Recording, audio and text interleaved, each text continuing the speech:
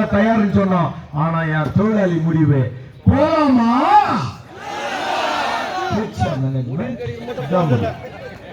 அதனால 19வது நாள் போராடிய இந்த போராட்டம் 1 or 2 daysல வெற்றி பெறும்னு தெரிஞ்சுக்கணும். இந்த மேனேஜ்மெண்ட் என்ன பண்ணுன்னு சொன்னா தொட்டு தொட்டு பேசு. இந்த தங்கவைகள் ஒன்றிணைந்து, வியாபாரிகள் ஒன்றிணைந்து, அனைத்து சமுதாய மக்கள் ஒன்றிணைந்து நீங்கள் போராடக்கூடிய போராட்டம் நியாயமான போராட்டம், தர்மத்தின் போராட்டம், உண்மைக்கான போராட்டம் இந்த ஊரே சொல்லுது. ஆனா பந்தல பிரிச்சிடு. எப்படி ராஜா பிரிச்சிடுவ? எப்படி பிரிச்சிடுவ? அதுக்கு பந்தல் போட்டு அன்னைக்கே சொல்லிக்கணும். போராட்டம் துவங்கி அன்னைக்கே சொல்லிக்கணும். வா பேச்சுவார்த்தைக்கு வரலாம். சரி, அப்படி கூட ஒரு பேச்சுவார்த்தை, அதுக்கு ஒரு ஆப்ஷன் கொடுத்தோம். எப்படி? சரி சார், நீங்க கேட்கறது நியாயம், நாங்களும் ஒத்துக்கிறோம், உங்களால முடியும்னு சொல்றீங்க, பேச்சுவார்த்தை நடத்துது.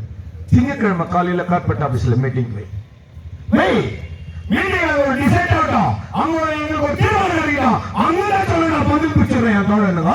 அதுக்கு தயாரா? இல்ல இல்ல, அதெல்லாம் முடியாது. வேற அப்ப எது முடியும்? சும்மா வர மாதிரி வந்து, நீ போற மாதிரி போய், நீ அழுற மாதிரி அழுது, நான் தொற்றுற மாதிரி தொற்றுற, நீ ஓடுற மாதிரி ஓடுனா ஏமாந்து போறதுக்கு என் தொழிலாளர் கூட்டம் முட்டாள் கூட்டம் இல்ல தோழர்களே. இது முட்டாள் கூட்டம் இல்ல, இது ஒரு நியாயமான போராட்டம். இந்த போராட்டத்துக்கு முதல் ரவுண்ட் நீ பேச்சுவார்த்தை கூப்பிட்டுக்க.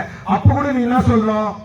இது உனக்கு ஓகே ஆயிருக்குது, இது இந்த பொருள் உங்களுக்கு கிடைக்குது, இந்த சர்வீஸ் கிராஜுவேட்டி இவ்வளவு நாள்ல கிடைக்குது, அதை பத்தி எதுவுமே பேசல.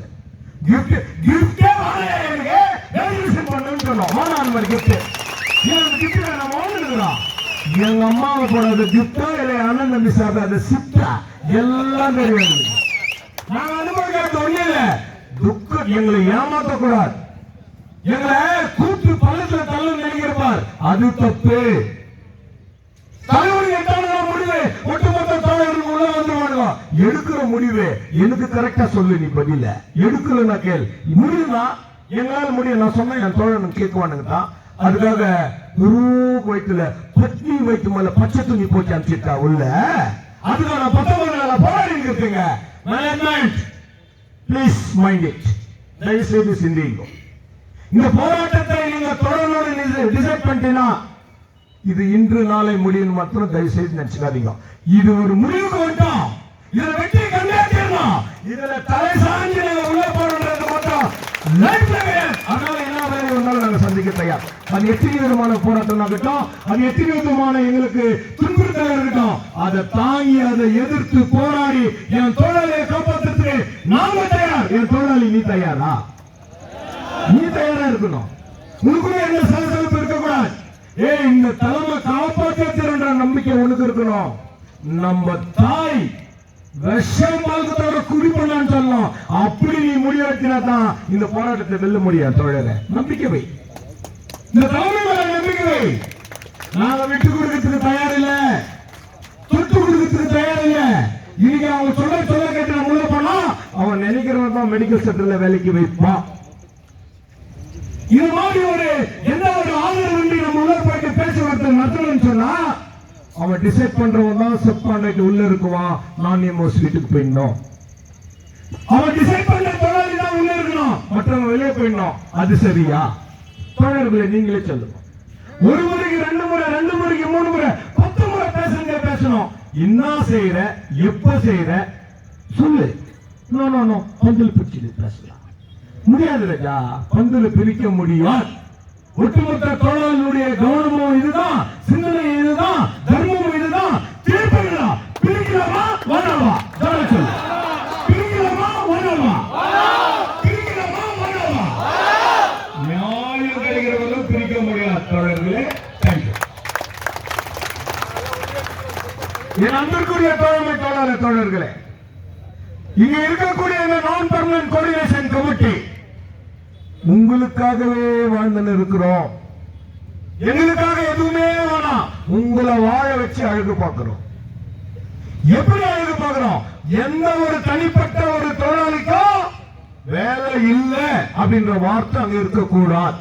ஃபர்ஸ்ட் டிமாண்ட் இதுதான் எங்களுடைய ஃபர்ஸ்ட் ஸ்டாண்ட். செகண்ட், எனக்கு இமிடியேட்டா நீ வேஜ் டிவிஷன் பண்ணி கொடுக்கறதுக்கான மினிட்ஸ் வரணும், இல்லைன்னா கார்பரேட் மேனேஜ்மெண்ட் இங்க வரணும்.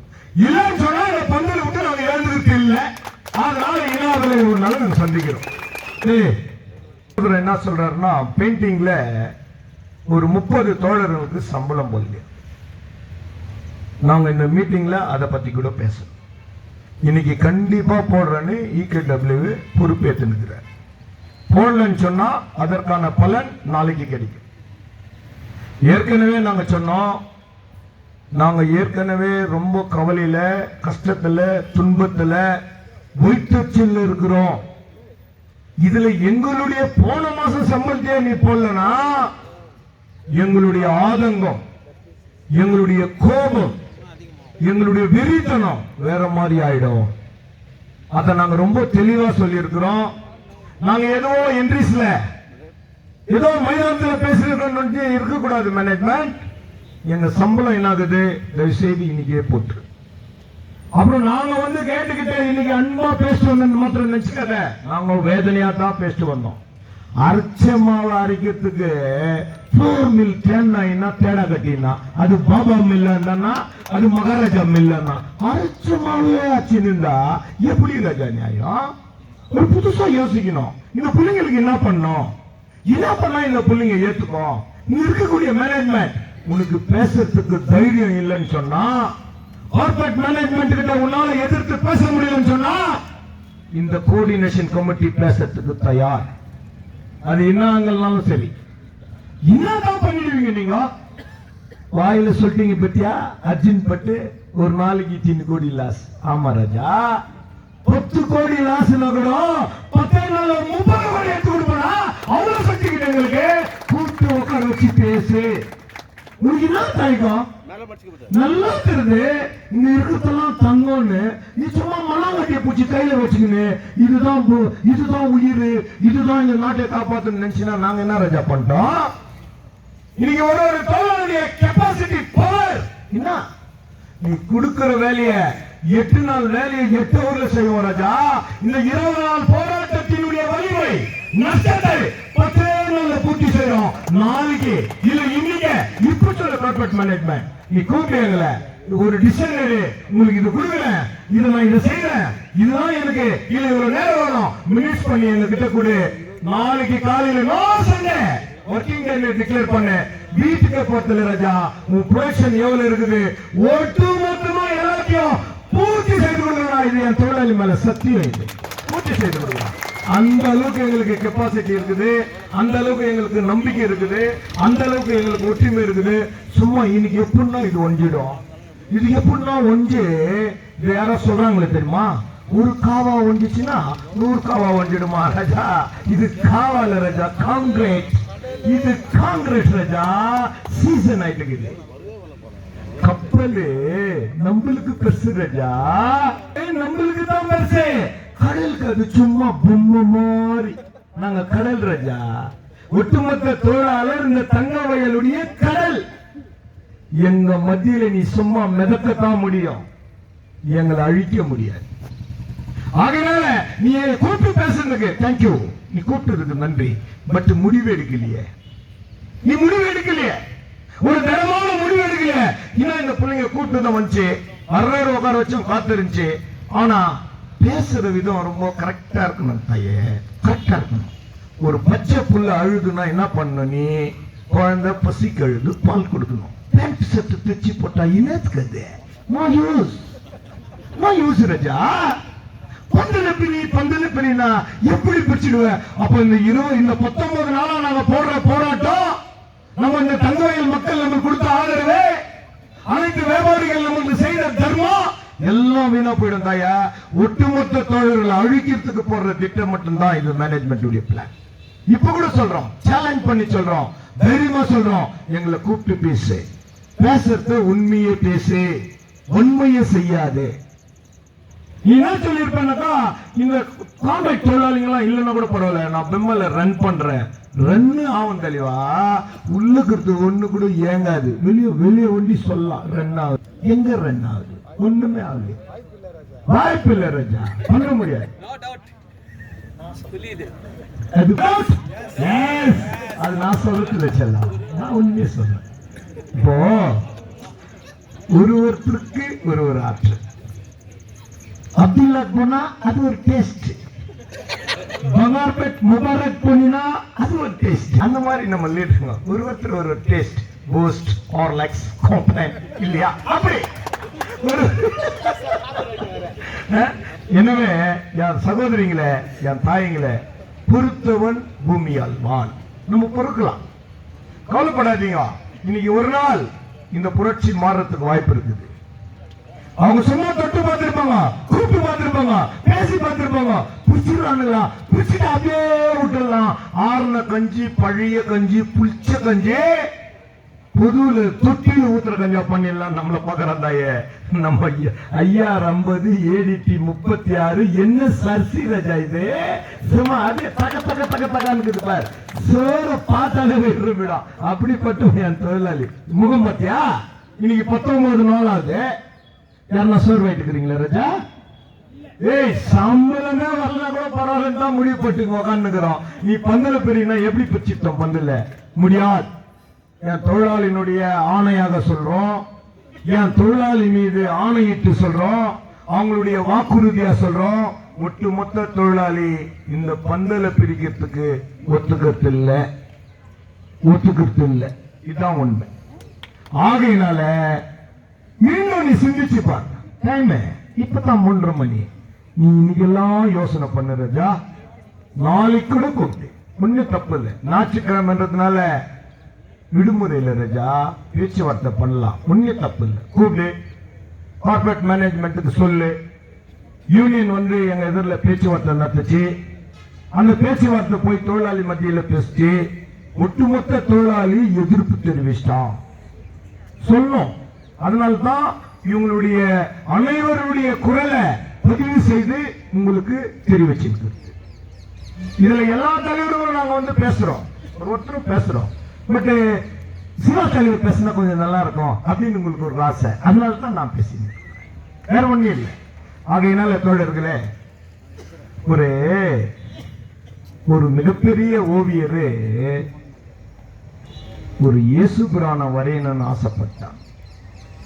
இயேசு மாதிரியே இருக்கிறவனை தேடி தேடி தேடி ஒரு அழகான ஒரு தம்பியை கூப்பிட்டு நிக்க வச்சு ஓவியம் வந்தான்.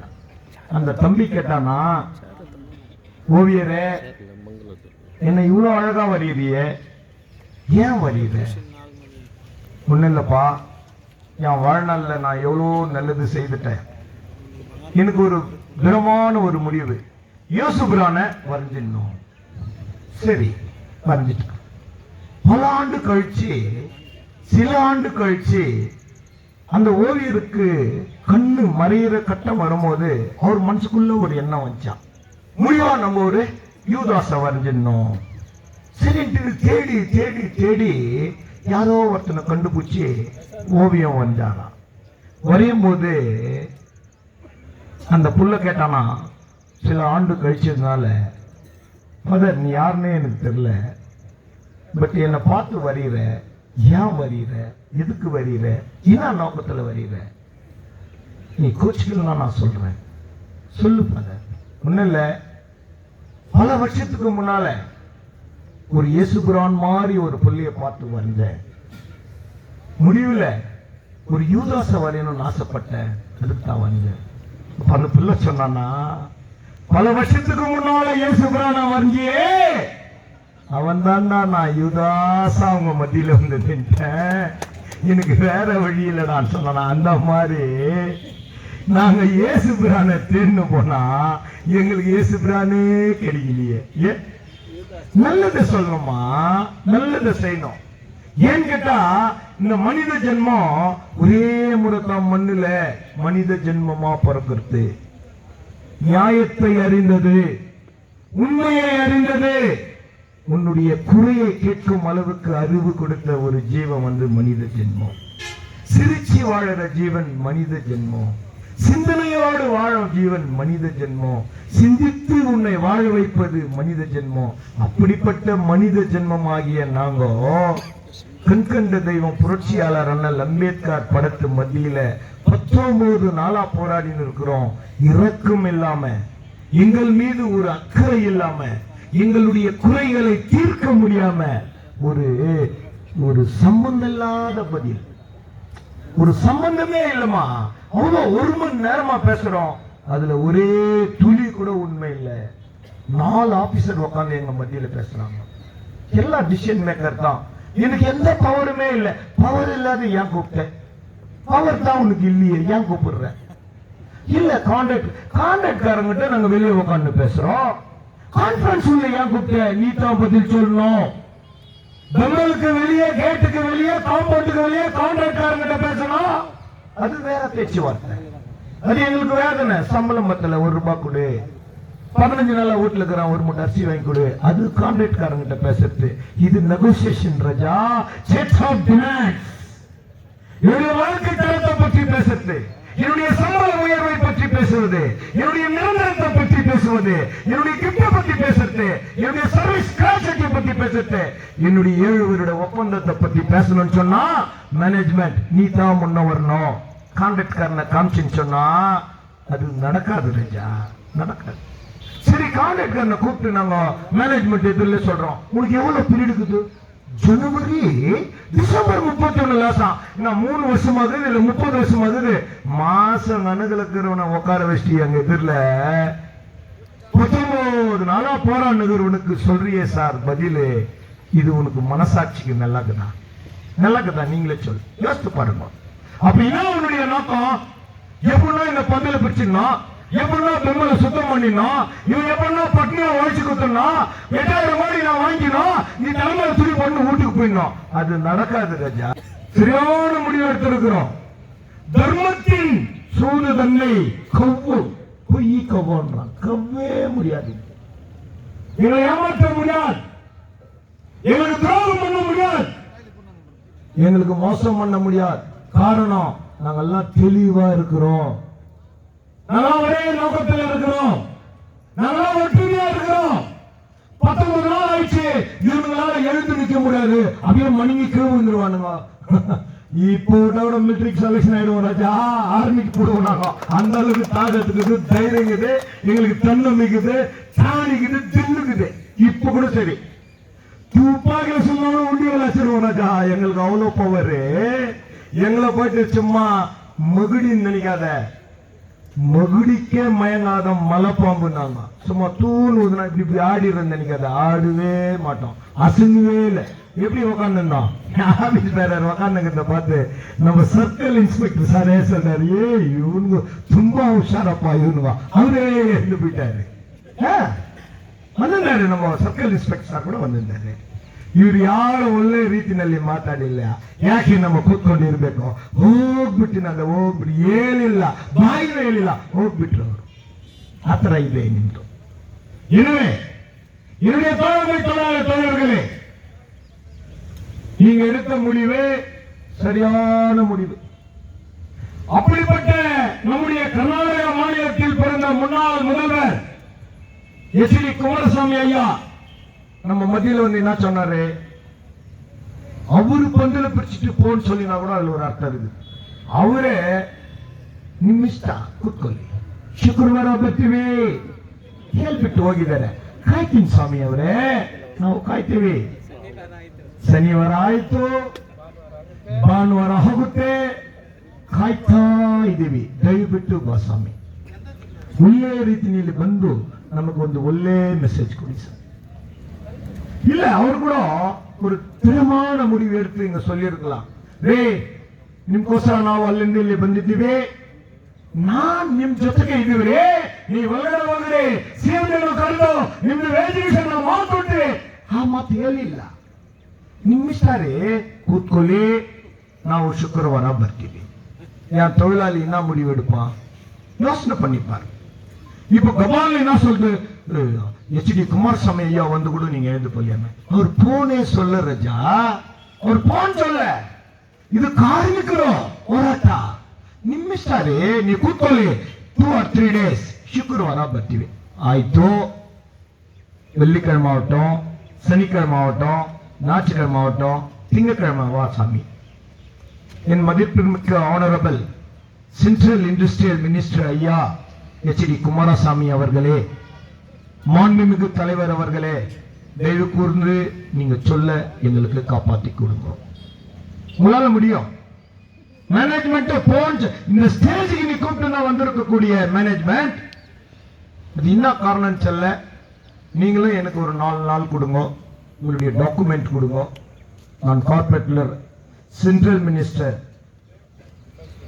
Defence minister mister Rajnath Singh sir கிட்ட நான் பேசுறேன். ஹோம் மினிஸ்டர் கூட பேசுங்க ஐயா. உன்னுடைய தோழர்கள், உன்னுடைய மாவட்டத்தை சேர்ந்தவர்கள், உன்னுடைய கான்ஸ்டிடியூஷன் இந்த கோலார் டிஸ்ட்ரிக்ட் உண்டு, இந்த கர்நாடக மாநிலம் உண்டு. உங்க பிள்ளைங்க தானே நாங்க உட்காந்துக்கிறோம். இன்னைக்கு 19 நாள் ஐயா, யோசித்து பாரு. பக்கத்து மாநிலத்தில் இருக்கிறவங்க எல்லாம் பரத வைக்கிறான். ஏன் இந்த பிள்ளைங்களுக்கு சப்போர்ட் இல்லை?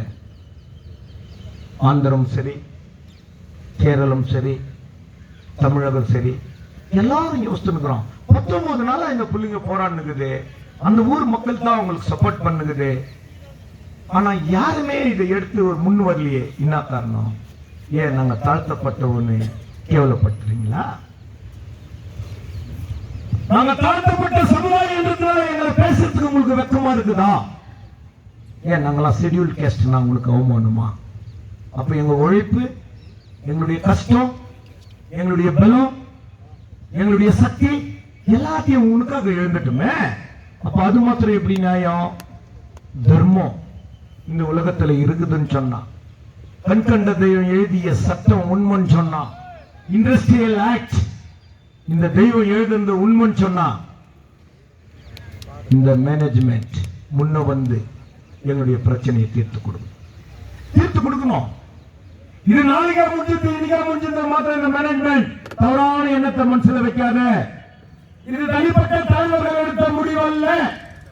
ஒட்டுமொத்த தோழமை தொழிலாளர்கள் ஒன்றிணைந்து இந்த போராட்டத்தை தொடர வேண்டும். இதில் வெற்றி காண வேண்டும். வெற்றி பெற்றால் மட்டுமே பந்தலை பிரிக்க முடியும். இதுதானே நம்முடைய சத்தியம். உண்மையா பொய்யா? உண்மை. அப்படி இருக்கலாம். யாரோ ஒரு தனிப்பட்ட நபர் இதை ஒத்துக்கிச்சு, மேனேஜ்மெண்ட் பேசிச்சு, எல்லாத்தையும் முடிச்சிச்சான், பந்தல பிரிச்சுட்டான். நடக்காது ராஜா, நடக்காது. இந்த கோஆர்டினேஷன் கமிட்டிக்கு உங்க மேல நம்பிக்கை வரணும். அதுக்கு எங்களுக்கு சில ஆதாரங்கள் வேணும். அப்பதான் இதுக்கு ஒரு நியாயம் பிறக்கும். அழகா சொன்னோம். எனக்கு ஒரு மினிட்ஸ் பண்ணி கொடு. என்ன பண்ண போற, எப்ப பண்ண போற, மினிட்ஸ் பண்ணி கொடு. தோழர்களே, தப்பா கேட்டது. ஏன் மினிட்ஸ் கேட்கிற? நீ தான் பொய்யே சொல்லுகிறிய. உள்ளிருப்பு போராட்டம் பண்ணும் போது ஆகஸ்ட் 30 உங்களுக்கு எல்லாம் செட்டில்மெண்ட் பண்றான்னு இந்த மேனேஜ்மெண்ட் சரி, அரசியல் தலைவர்கள் முன்னால சொன்னது உண்மைதானே? ஏன் பண்ணல? அதனால தான் உண்மையில நம்பிக்கை இல்லை.